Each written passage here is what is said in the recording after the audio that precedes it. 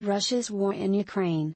U.S. expects more announcements of weapons to Ukraine during key meeting Wednesday of nearly 50 countries. From CNN's Oren Lieberman. The U.S. expects more announcements of weapons and equipment packages to Ukraine during a key meeting of nearly 50 countries known as the Ukraine Contact Group on Wednesday, according to a senior U.S. defense official. Ukrainian officials have warned that Russia is gaining ground in the Donbas region of eastern Ukraine, specifically in the city of Severodonetsk, which has seen some of the heaviest fighting. Without an influx of more weapons, some Ukrainian officials have said it will be increasingly difficult to halt Russia's incremental progress or reclaim occupied ground in the. We hear what they're saying, we absolutely hear what they're saying, said the senior defense official, who spoke of the urgency of the group's meeting Thursday in Brussels.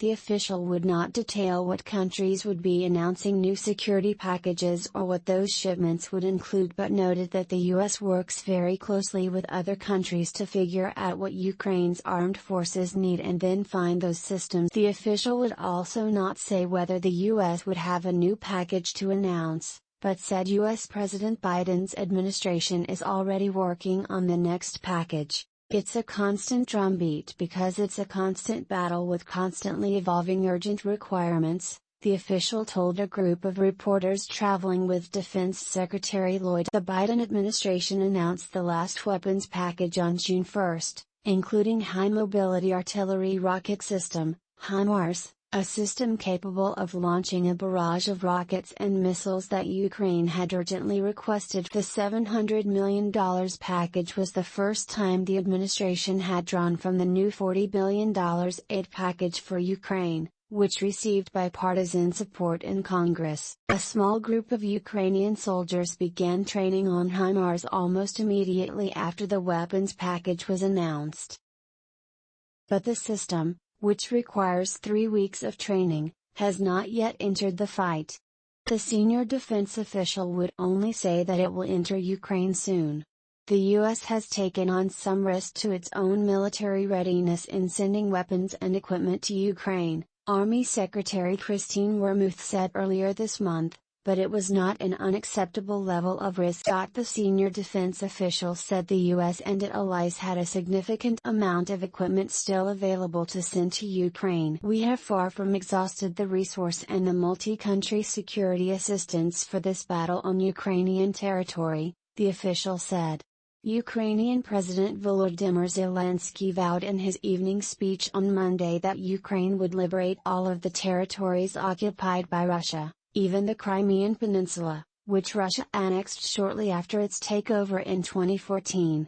But that could only happen, he said, with more weapons for Ukraine. It only takes enough weapons to make it happen. The partners have it. In sufficient quantities. And we work every day for the political will to give us these weapons to appear, Zelensky said. Ukrainian officials have said 100 to 200 soldiers a day are dying in the fighting, a number that raises some doubts about the ability of the Ukrainian armed forces to sustain such losses. The U.S. official didn't doubt the casualty figures.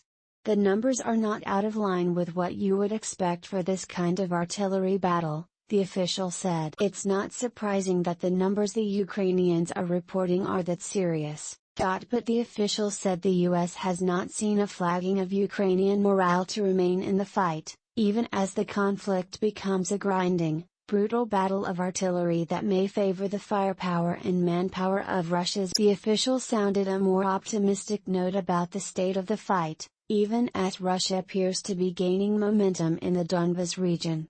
Problems of morale, poor command, and supply issues have plagued the Russian military since the beginning of the invasion.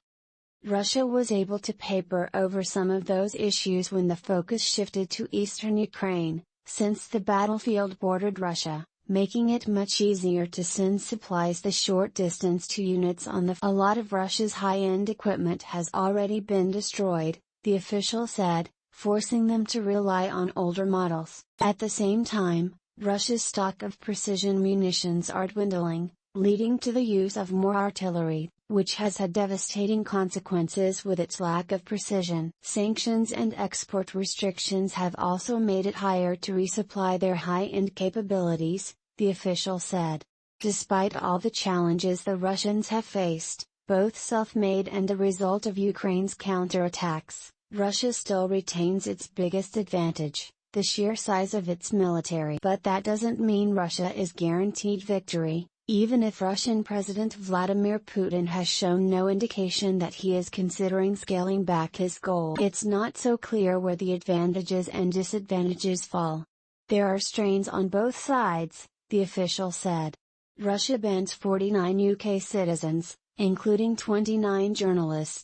Russia published on Tuesday an updated stop list banning a total of 49 UK citizens from entering the updated list includes 29 journalists and 20 UK citizens who Russia believes to be associated with the UK defence industry, according to a statement by the Russian Foreign Ministry. The statement by the Russian Foreign Ministry says the stop list was updated following the British government's introduction of personal sanctions against leading Russian journalists and on heads of companies of the domestic defense complex. Those added to the stop list include journalists from The Guardian, the BBC, Channel 4, ITV, Sky News, The Daily Telegraph, The Sunday Times, The Times, The Independent, The Daily Mail and The Financial Times. The Russian Foreign Ministry said, the British journalists included in the list are involved in the deliberate dissemination of false and one-sided information about Russia and the events in Ukraine and Donbas.